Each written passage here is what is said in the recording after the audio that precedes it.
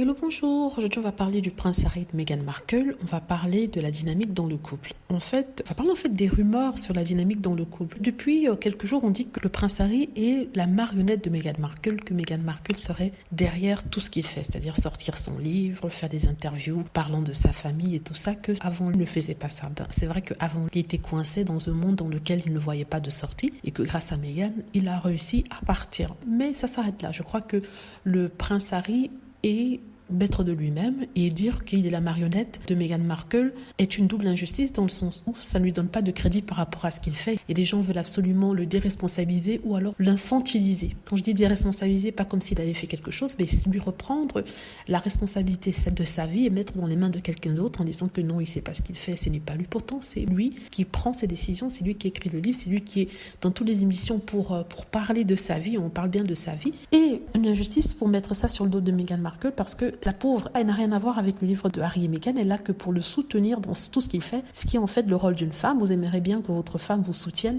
dans tout ce que vous faites. Et c'est ça l'injustice en fait des choses. Meghan Markle n'a rien à voir avec ça. Le seul lien qu'elle a avec Harry, c'est d'être sa femme.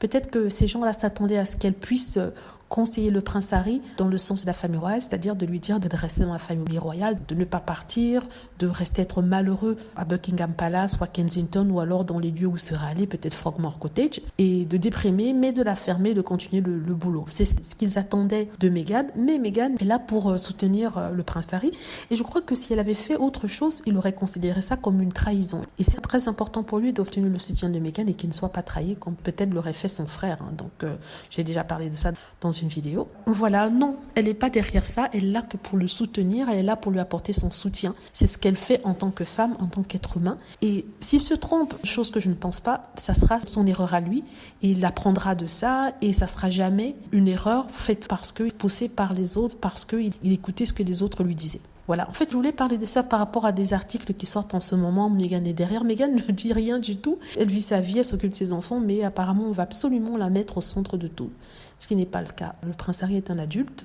Il a décidé de sa vie, de comment il l'a menée et comment il voudrait que ses enfants puissent grandir. Et ça, on a du mal à l'accepter, on a du mal à le respecter. Voilà, dites-moi ce que vous en pensez. J'espère que vous avez aimé la vidéo. N'hésitez pas à cliquer sur like si c'est le cas, à vous abonner pour plus de vidéos et à cliquer sur la petite cloche afin d'être averti lorsque je poste une nouvelle vidéo. Merci.